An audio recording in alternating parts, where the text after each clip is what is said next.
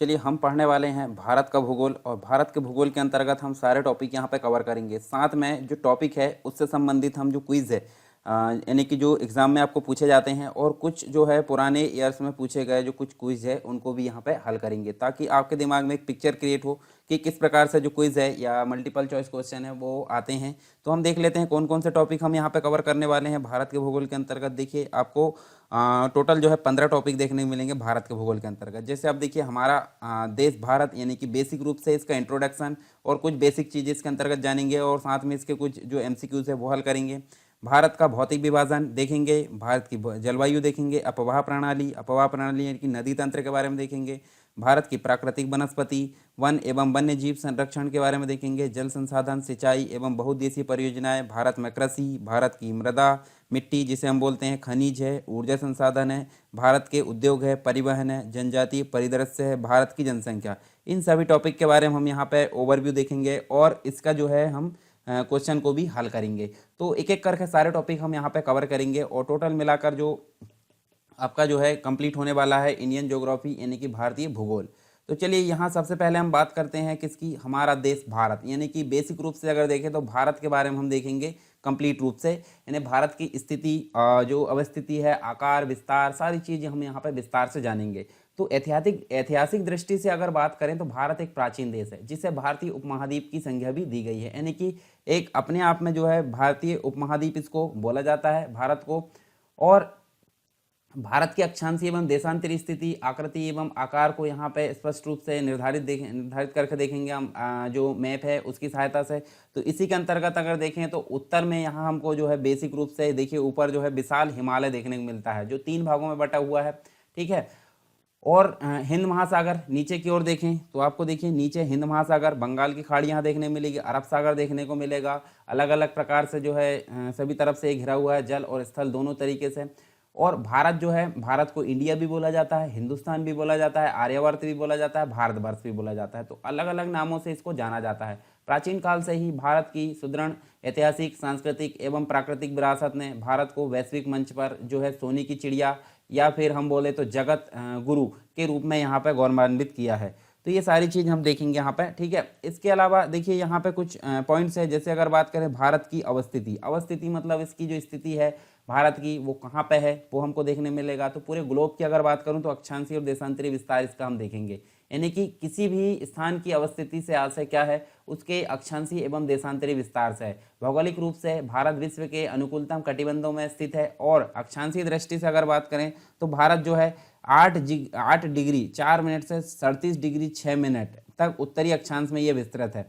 तो यहाँ देखिए यहाँ पे हमको देखने मिलेगा ये नीचे बॉटम में 8 डिग्री 4 मिनट, ऊपर जो है लद्दाख में आपको देखने मिलेगा 37 डिग्री 6 मिनट। तो ये तो बात करें हमने स्थलीय भाग की, परंतु अगर महाद्वीप की बात करें तो आपको अंडमान निकोबार द्वीप समूह देखेगा जो कि लास्ट तक गया, लास्ट तक यानी कि देखिए 6 डिग्री 4 मिनट तक ये देखने को मिलेगा अगर कंप्लीट रूप से ये स्थलीय जलीय भाग भी अगर देखें तो इस प्रकार से नहीं, पर ओरिजिनल ये माना जाता है 8 डिग्री 4 मिनट से 37 डिग्री 6 मिनट। इसके अलावा देशांतरी विस्तार की अगर बात करें, देशांतरी विस्तार मतलब क्या होता है, ये देखिए यहाँ से लेकर यहाँ तक यानी देशांतर। तो ये देखिए 68 डिग्री 7 मिनट से लेकर हाँ 97 डिग्री 25 देशांतर, यहाँ मतलब पूर्वी देशांतर देखने को मिलेगा। 25 यानी 25 मिनट पूर्वी देशांतर के आसपास ये देखने को मिलेगा। और विश्व मानचित्र में अगर देखें तो भारत उत्तर पूर्व दिशा में यहाँ पे स्थित है। इसके अलावा भारत का जो आकार और विस्तार की अगर बात करें, चतुष्कोणीय ये देखने को मिलेगा भारत, ठीक है। चतुष्कोणीय मतलब जो है चौकोर रूप से देखने को मिलेगा। और इसकी जो लंबाई है, लंबाई मतलब उत्तर से लेकर दक्षिण तक अगर बात करें तो 3214 किलोमीटर देखने को मिलेगा। और पूर्व से पश्चिम यानी कि गुजरात से लेकर अरुणाचल प्रदेश की अगर बात करें तो 2933 किलोमीटर देखने को मिलेगा। और टोटल इसका जो क्षेत्रफल है 32,87,263 वर्ग स्क्वायर किलोमीटर देखने को मिलेगा। और यहाँ देख सकते हैं हम, देखिए 2.4% पूरे विश्व का क्षेत्रफल का भारत के अंतर्गत देखने को मिलता है। तो ये सारी चीज़ आप यहाँ पे देख सकते हैं।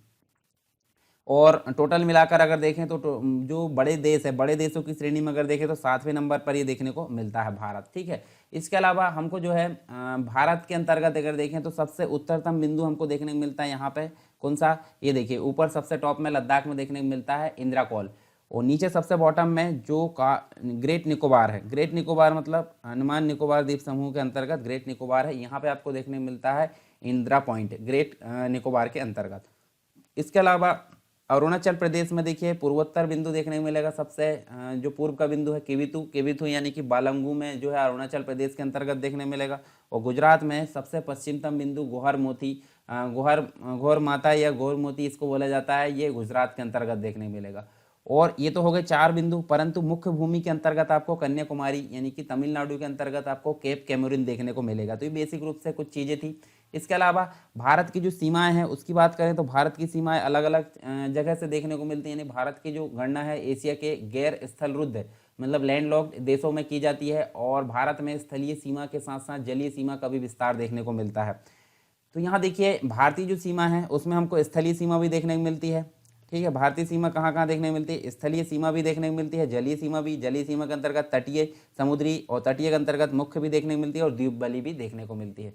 तो भारत की जो कुल स्थलीय सीमा है वो हम यहाँ पे बात करें तो आपको देखने को मिलता है 15,200 किलोमीटर देखने को मिलती है। और भारत की स्थलीय सीमा की जो सीमा के साथ उत्तर पश्चिम, उत्तर व पूर्व में नवीनतम बलित पर्वत है।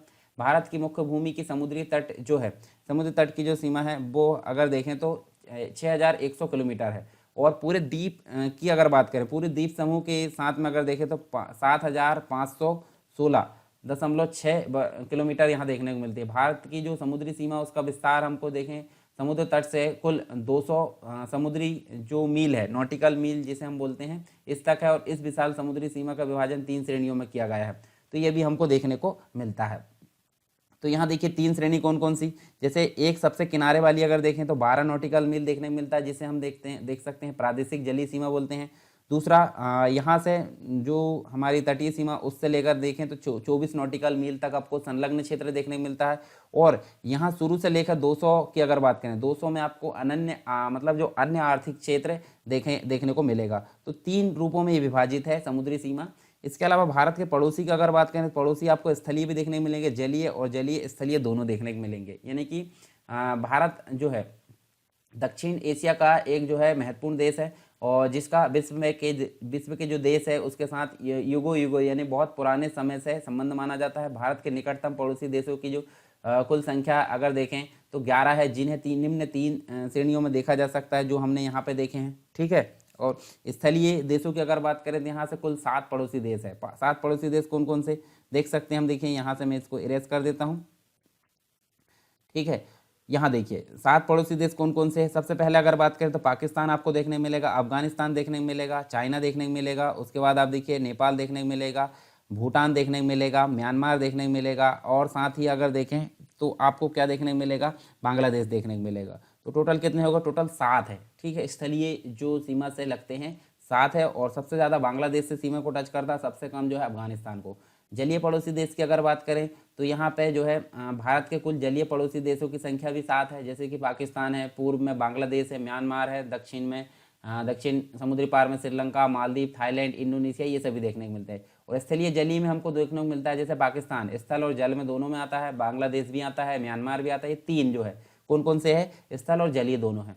इसके अलावा जो मतलब LOC है, ठीक है, लाइन ऑफ कंट्रोल हम जिसे बोलते हैं, और भारत एवं पाकिस्तान के मध्य एक रेखा है। और LAC जो है भारत और चीन, लाइन ऑफ एक्चुअल कंट्रोल जो है भारत और चीन के मध्य वास्तविक निर्धारण यहाँ देखने को मिलता है। इसके अलावा कुछ रेखाएं हमको देखने को मिलती है, यानी कि भारत पाकिस्तान के बीच में जो रेखा है उसको रेड क्लिप रेखा बोला जाता है। भारत और अफगानिस्तान के बीच में पहले हुआ करती थी, यानी कि अभी तो भारत और पाकिस्तान के बीच में है, ये डोरंट रेखा नाम से जानी जाती है। भारत और चीन के बीच में आपको क्या देखने को मिलता है, ये देखने को मिलती है मैकमोहन रेखा। और LAC की अगर बात करें तो भारत चीन के मध्य है, और LOC आपको भारत पाकिस्तान के अंतर्गत देखने को मिलती है। बात करते हैं कर्क रेखा की। कर्क रेखा 23.5 डिग्री यहाँ पे देखिए भारत को 2 भागों में बांटती है, और टोटल 8 राज्य यहाँ से जो है इसको मतलब 8 राज्यों से अपनी बॉर्डर को शेयर करते हैं, ये मतलब 8 राज्यों से होकर गुजरती है। गुजरात है, राजस्थान है, मध्य प्रदेश है, छत्तीसगढ़ है, ठीक है, झारखंड है, वेस्ट बंगाल है, त्रिपुरा है, मिजोरम, ये टोटल 8 राज्य है जिससे कर्क रेखा यहाँ से जाती है, ठीक है। इसके अलावा मानक समय रेखा आपको 82.5 डिग्री देखने मिलती है, पूर्वी देशांतर, इंडियन स्टैंडर्ड टाइम जिसे बोलते हैं, 5 राज्यों से होकर गुजरती है। 5 राज्य कौन कौन से आप देख लीजिए यहाँ पर, जैसे पहला उत्तर प्रदेश है, मध्य प्रदेश है, छत्तीसगढ़ है, उड़ीसा है और आंध्र प्रदेश, ये टोटल 5 राज्य है जिससे इंडियन स्टैंडर्ड टाइम जो रेखा है, यानी कि हम अगर बात करें यहाँ 82.5 डिग्री पूर्वी देशांतर यहाँ से ये गुजरती है, जो कि भारत का मतलब एक प्रकार से मानक समय माना जाता है। ठीक है, इसके अलावा प्रशासनिक संगठन के अंतर्गत अगर देखें तो जो भारत है, भारत क्षेत्रफल की दृष्टि से विश्व का 7वां एवं जनसंख्या की दृष्टि से विश्व का दूसरा बड़ा देश है चाइना के बाद में। और इसका जो क्रियाकलाप है, इसकी सारी गतिविधियां मेंटेन करने के लिए यहाँ पे इसको 28 स्टेट यानी कि 28 राज्य और 9 केंद्र शासित प्रदेशों में बांटा गया है, जिसके अंतर्गत जो राज्यों का गठन है वो किया गया है किसके आधार पर, वो यहाँ पे किया गया है भाषाओं के आधार पर। और 2 जून 2014 को तेलंगाना निर्मित किया गया था। ठीक है, उसके बाद 31 अक्टूबर 2019 से जो है जम्मू कश्मीर व लद्दाख भारत के नए 2 यूनियन टेरिटरी यानी कि केंद्र शासित प्रदेशों के रूप में यहाँ पे दर्जा दिया गया है। इसके अलावा लैंडलॉक्ड स्टेट यानी कि भू अवस्थित, जिसकी सीमा अन्य देश से और ना ही जलीय जो क्षेत्र है उससे छूती है, उसे हम बोलते हैं भूआविष्टित यानी कि लैंडलॉक्ड स्टेट बोलते हैं। तो 5 राज्य ऐसे हैं जो कि भूआविष्टित है यानी कि लैंडलॉक्ड है। एक तो हरियाणा है, एमपी है, छत्तीसगढ़ है, झारखंड है, तेलंगाना, ये टोटल है। और 3 यूनियन टेरिटरी यानी कि दिल्ली है, चंडीगढ़ है, दादर एवं नागर हवेली। ठीक है, दादर एवं नागर हवेली आपको देखने में मिलता है किस में आते हैं, ये लैंडलॉक्ड के अंतर्गत आते हैं। तो ये बेसिक रूप से हमने देखे भारत का कंप्लीट रूप से ये इंट्रोडक्शन। इसके बाद हम जो है इसके कुछ क्वेश्चंस को यहाँ पे हल कर लेते हैं जो कि काफ़ी इंपॉर्टेंट होने वाले आपके एग्जाम के लिए। ठीक है, किसी भी एग्जाम की अगर बात करें, वनडे एग्जाम मतलब जो भी आपके मल्टीपल चॉइस वाले जो वनडे एग्जाम होते हैं जहाँ पे ज्योग्राफी से रिलेटेड क्वेश्चन आते हैं, तो वहाँ पे ये काफ़ी इंपॉर्टेंट होने वाला आपके लिए। ठीक है, तो यहाँ पे देखते हैं हम विस्तार से सारे क्वेश्चंस को। आज का वीडियो शुरू करने से पहले मैं आपको बताना चाहूंगा कि अनअकैडमी आपके लेकर आया है Unacademy summit 2.0 association with the Hindu group. और इस समिट में बहुत सी ऐसी हस्तियां हैं जो आपको गाइड करेंगी सिविल सर्विस एग्जाम को क्रैक करने के लिए, किस प्रकार से स्ट्रेटेजी बनना चाहिए, किस प्रकार से यहाँ पे आपको शॉर्ट्स नोट्स बनाने चाहिए, किस प्रकार से बहुत सारी चीजें हैं यहाँ पे जो कि बहुत ही बारीक चीजें हैं, आपको जानना जरूरी है सिविल सर्विस एग्जाम को क्रैक करने के लिए। यहाँ पे क्रैश होता है जी दीपक गुप्ता जी और बहुत से यहाँ पे स्पीकर जाने मानी हस्ती है जो आपको गाइड करेंगे। साथ ही अनअकैडमी के बेस्ट एजुकेटर्स है जो आपको यहाँ पे गाइड करेंगे इस समिट में। और यहाँ पे जो भी बच्चे सिविल सर्विस एग्जाम की तैयारी कर रहे हैं उनको ये समिट जरूर अटेंड करना चाहिए। इस समिट में आपको काफी फायदे मिलने वाले हैं, जैसा कि आपको ट्रिक्स बताए जाएंगे एग्जाम क्रैक करने के। जिन्होंने एग्जाम को पहले निकाला है वो आपको अपने एक्सपीरियंस शेयर करेंगे। आपको रैंकर से तैयारी करने के तरीके के बारे में बताया जाएगा और आईएएस ऑफिसर की जिंदगी को आपको करीब से देखने का मौका मिलेगा। और इस 2 दिन के इवेंट में और क्या क्या होने वाला है मैं आपको बता देता हूँ। यहाँ पे 70 प्रतिष्ठित वक्ता होंगे, यहाँ पे 20 टॉक्स होंगी, डिस्कशन सेशन होंगे, 32 हैंड्स ऑन वर्कशॉप होंगे। और इस समिट के लिए आपको कहीं जाना भी नहीं, ये समिट पूरा ऑनलाइन है। और आपके मन में कुछ सवाल होंगे, इसका रजिस्ट्रेशन की फी क्या रहेगी, मैं आपको बताना चाहूंगा कि इसकी रजिस्ट्रेशन के लिए कोई भी फीस नहीं है, आपको बस एडवांस में रजिस्टर करना है। और क्या मैं सारे सेशन अटेंड कर सकता हूँ? हाँ बिल्कुल, आप सारे सेशन अटेंड कर सकते हैं। बस कुछ सेशन ऐसे होंगे जो पैरेलली चलने वाले हैं, आपको अपना टाइम मैनेज करना है। इसमें कौन कौन पार्टिसिपेट कर सकता है? ये समिट सबके लिए है, सबके लिए खुला है, कोई भी इसमें पार्टिसिपेट कर सकता है। क्या कोई स्पेशल सेशन है हमारे सवालों के लिए, जो सवाल हम पूछने वाले हैं? जी हाँ, आपके सवाल को महत्व दिया जाएगा। स्पीकर्स द्वारा आपके सवालों का सेशन के लास्ट में आंसर दिया जाएगा।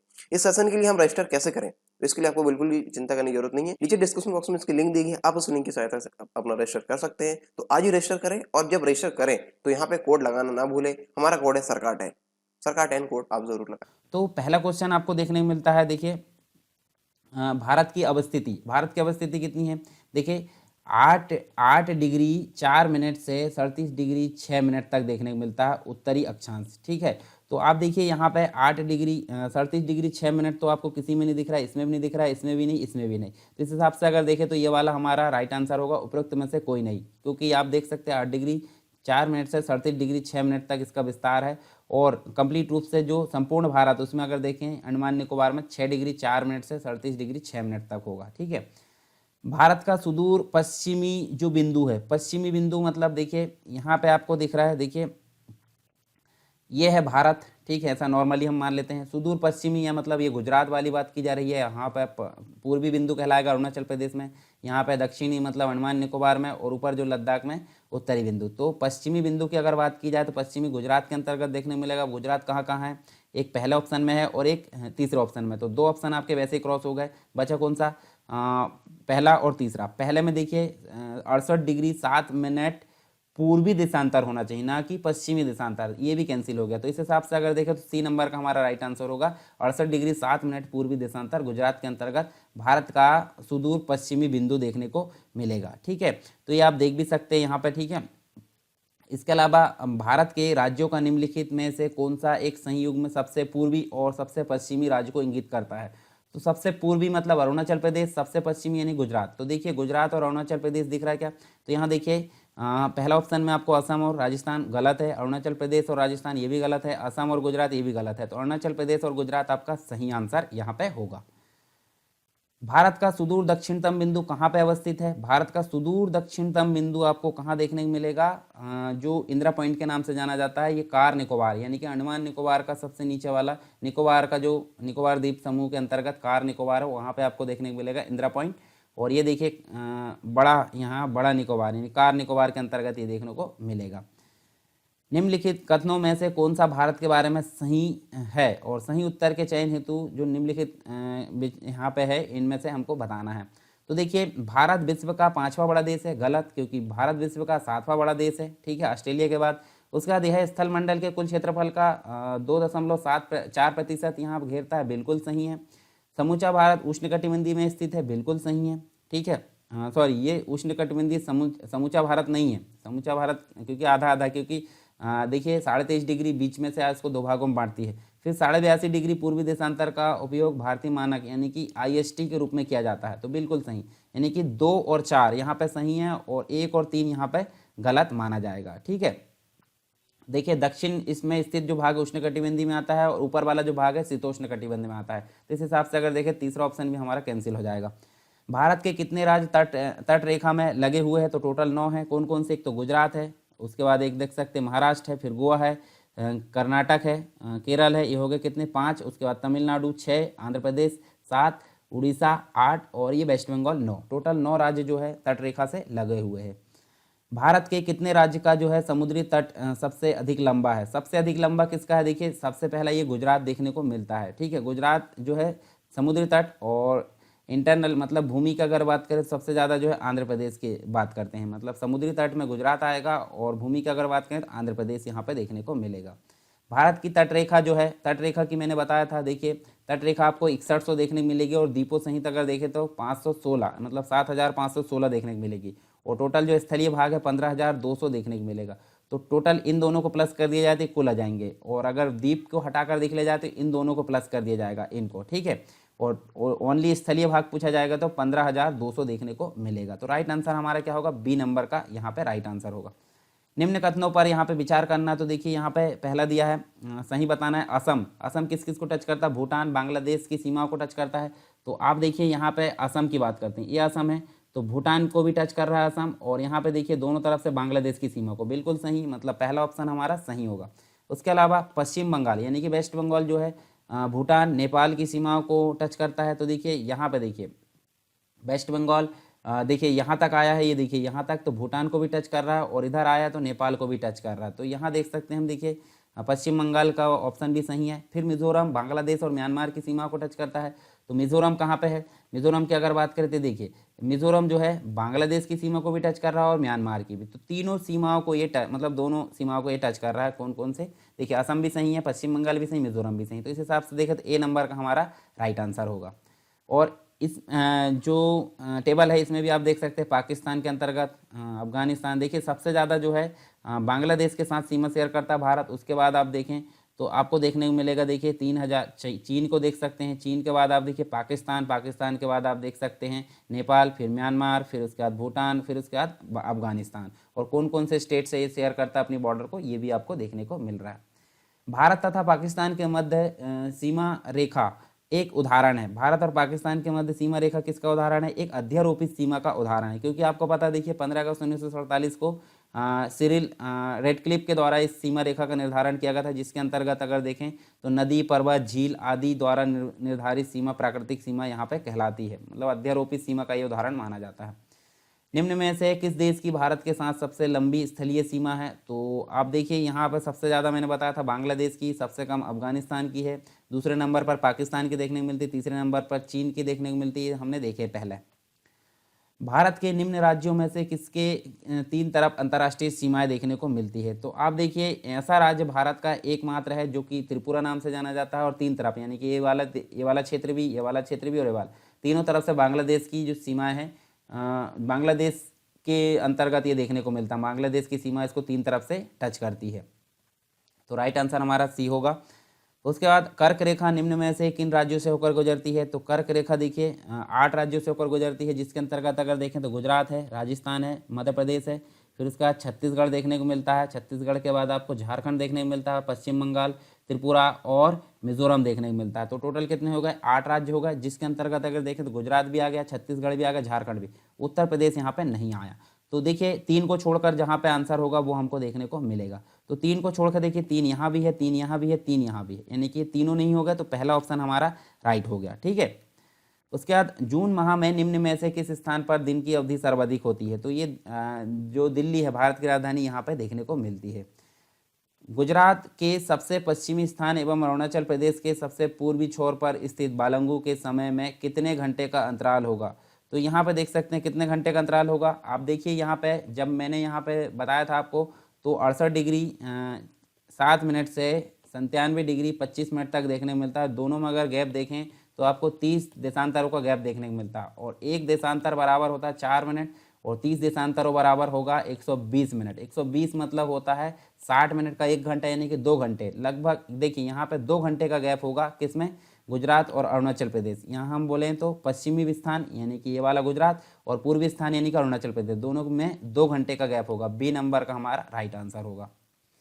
निम्न में से कौन सा शहर भारतीय मानक समय देशांतर के निकटतम है? ठीक है। तो यहाँ देखिए जो शहर है वो मध्य प्रदेश के अंतर्गत आपको रीवा देखने को मिलता है। ठीक है, रीवा के अंतर्गत ये जो है देखने को मिलता है। उसके बाद नेक्स्ट जो क्वेश्चन है, भारतीय मानक समय जो है IST, एक ग्रीनविच मध्यमान समय यानी GMT में कितना अंतर पाया जाता है? तो GMT 0 डिग्री हो गया। 0 डिग्री के पूर्वी देशांतर में गए तो 82.5 डिग्री देखने को मिलता है। 82.5 डिग्री 5.5 घंटे आगे है। 5.5 घंटे आगे यानी कि देखिए ना तो ये वाला होगा ना ये वाला, नहीं है, तो 5 घंटे प्लस यानी कि 5.5 घंटे आगे देखने को मिलेगा IST आपको। ठीक है। इसके बाद भारत के निम्नलिखित राज्यों को उनके भौगोलिक क्षेत्र के घटते क्रम में देखना है। ठीक है, भौगोलिक क्षेत्र मतलब आप देख सकते हैं, देखिए सबसे बड़ा राज्य भारत का कौन सा है? जब मध्य प्रदेश का विभाजन नहीं हुआ था तो मध्य प्रदेश था, परंतु बाद में जो है राजस्थान हो गया। अब राजस्थान के बाद अगर देखें तो दूसरे नंबर पर कौन सा आता है? महाराष्ट्र आता है। ठीक है, यहाँ पे जबकि MP होता तो MP आता, परंतु यहाँ पे महाराष्ट्र आएगा। पहले नंबर पर राजस्थान, दूसरे नंबर पर महाराष्ट्र, और तीसरे नंबर की अगर बात करें तो तीसरे नंबर पर आपको कर्नाटक देखने को मिलेगा, और चौथे नंबर पर तमिलनाडु। तो पहले नंबर पर राजस्थान, यानी कि देखिए पहला ऑप्शन जो है इनमें नहीं है, तो ये दोनों कैंसिल हो गए। तो देखिए उसके बाद जो है दूसरे नंबर पर जो है तीसरा ऑप्शन, यानी कि तीसरा ऑप्शन यहाँ पे ये वाला नहीं, तो C नंबर का हमारा राइट आंसर होगा, यानी कि पहला राजस्थान होगा, दूसरा महाराष्ट्र होगा, तीसरे नंबर पर कर्नाटक होगा, और चौथे नंबर पर आपका तमिलनाडु होगा। तो इस हिसाब से ये जो है भौगोलिक क्षेत्र के अनुसार हमने यहाँ पे देखे हैं। इसके बाद राष्ट्रीय राजधानी क्षेत्र में सम्मिलित नहीं है। राष्ट्रीय राजधानी क्षेत्र यानी कि नई दिल्ली। नई दिल्ली के अंतर्गत कौन कौन सी चीज़ें यहाँ पे सम्मिलित नहीं है? तो देखिए आपको हरियाणा का भाग सम्मिलित देखने को मिलेगा, यहाँ पे राजस्थान का भाग भी सम्मिलित देखने को मिलेगा, उत्तर प्रदेश का भाग भी सम्मिलित देखने को मिलेगा, परंतु पंजाब का भाग आपको राष्ट्रीय राजधानी क्षेत्र में सम्मिलित देखने को नहीं मिलेगा।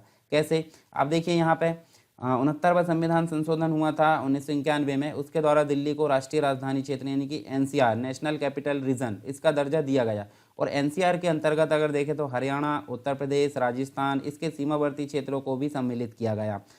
राजस्थान की सीमा दिल्ली से नहीं लगती है, किंतु उसके 2 जिले अलवर और भरतपुर दिल्ली NCR के अंतर्गत शामिल किए गए हैं। नेक्स्ट क्वेश्चन है, पुदुचेरी का जो क्षेत्र है विभाजित किया गया है। पुदुचेरी आपको देखने को मिलेगा, पहले देख लेते हैं मैप में। देखिए पुदुचेरी एक केंद्र शासित प्रदेश है जो कि 4 जिलों से बनकर, मतलब 4 जिलों को जोड़कर यहाँ पे बनाया गया है। तो देखिए एक तो जिला उसको देखने को मिलता है आंध्र प्रदेश के अंतर्गत, जिसे जाना जाता है यनम के नाम से। एक जिला देखने को मिलता है आपको देखिए तमिलनाडु के अंतर्गत, जिसे जाना जाता है कराईकल के नाम से, और एक और तमिलनाडु में आपको देखने को मिलता है जिसे जाना जाता है पुदुचेरी के नाम से। 3 जिले हो गए। उसके अलावा एक जिला देखने को मिलता है आपको केरल के अंतर्गत, जिसे माहे नाम से जाना जाता है। टोटल 4 जिले मिलाकर क्या बनाया गया? पुदुचेरी।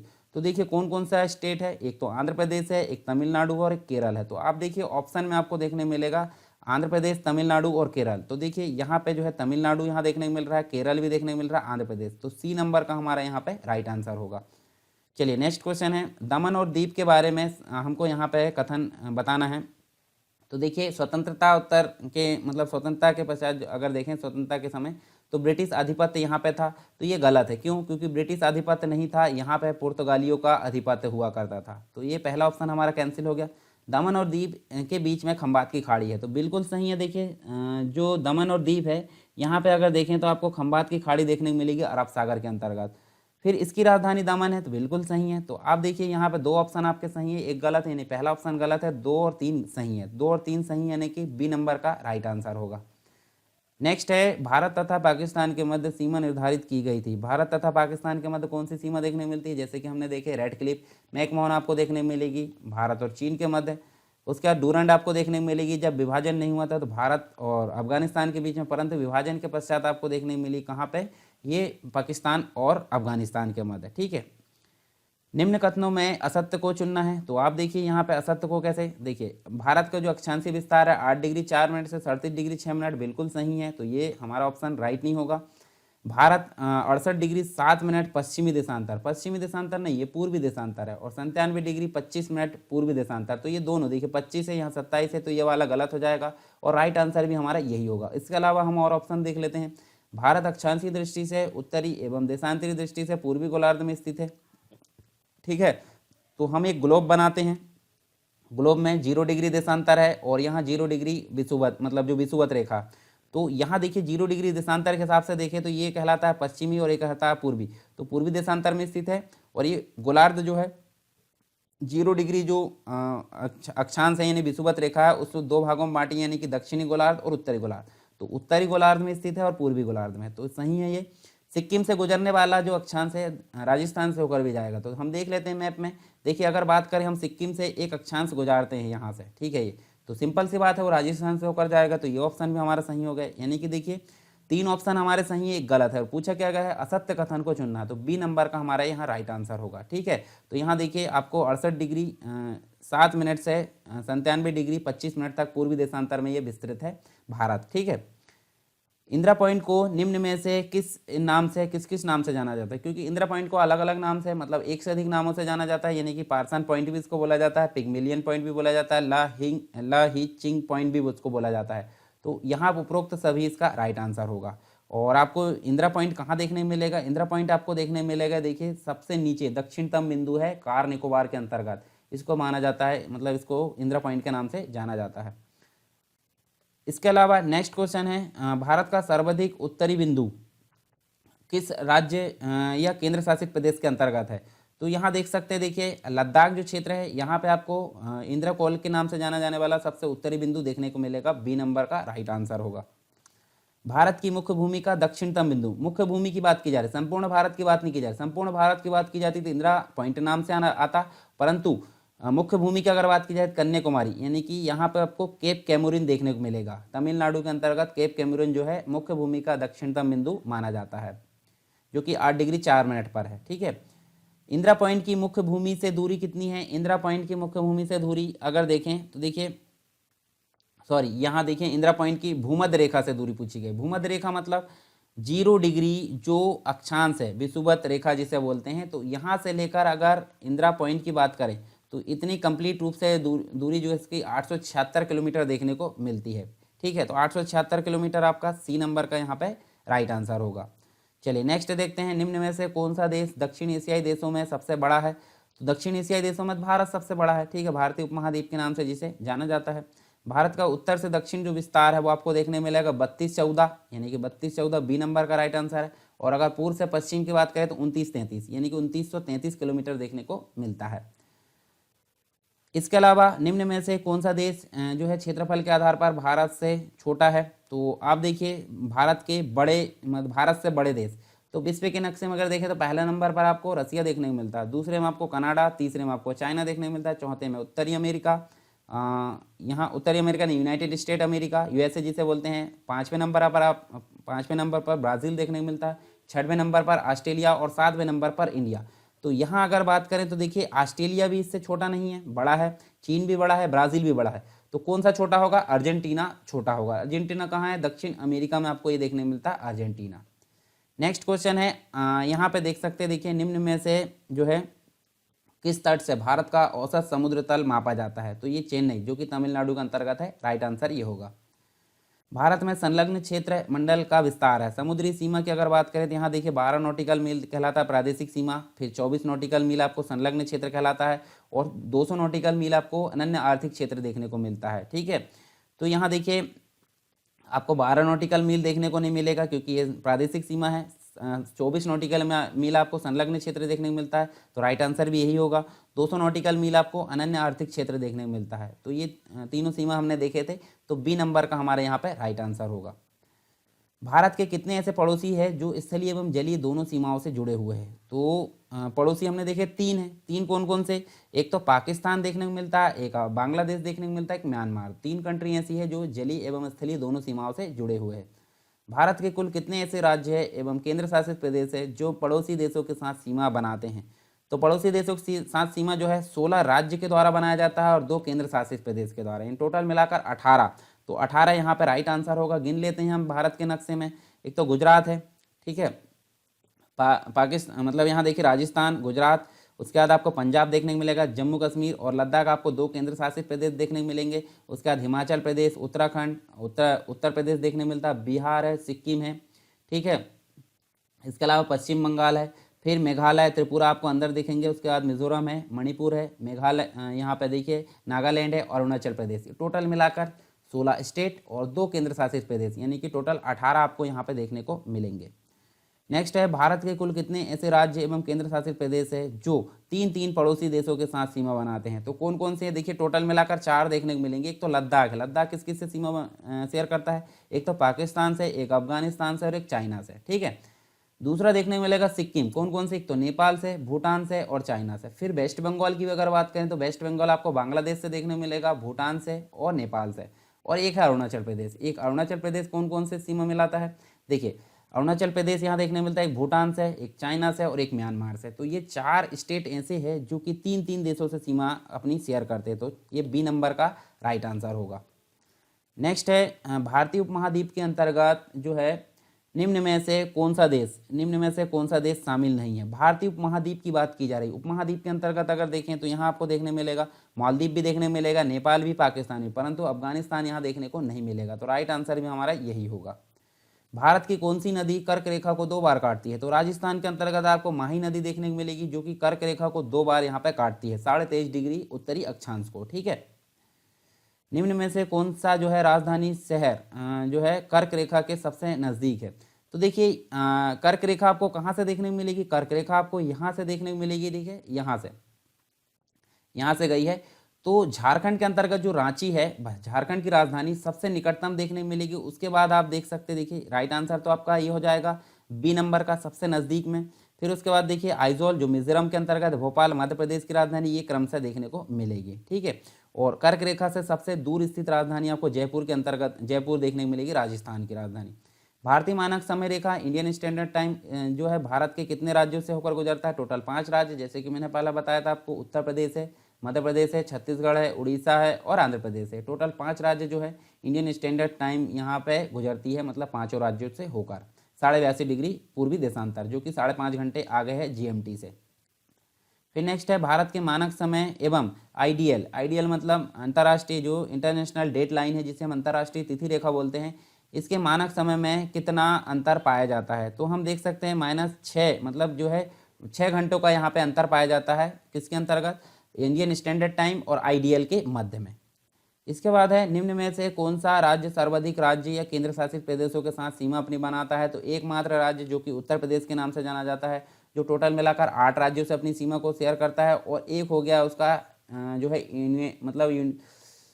जो यूनियन टेरिटरी है, जिसे हम केंद्र शासित प्रदेश बोलते हैं। तो टोटल 9 यहाँ पे जो है सबसे ज़्यादा राज्य और केंद्र शासित प्रदेश से अपनी सीमा को शेयर करता है। सी नंबर का राइट आंसर होगा।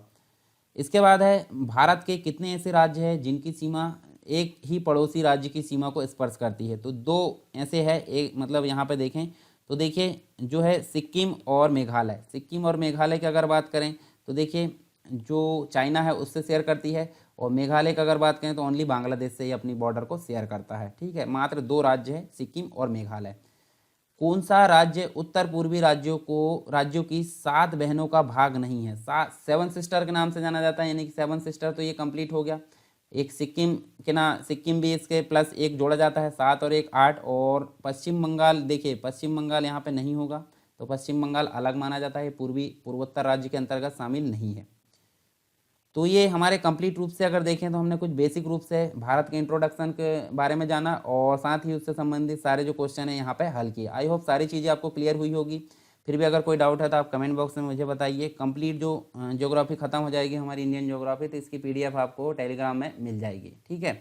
पर सारे जो कंप्लीट क्लास यहाँ पर कंप्लीट हो जाएगी इसकी तभी मिलेगी, अभी बीच में आपको PDF प्राप्त नहीं होगी।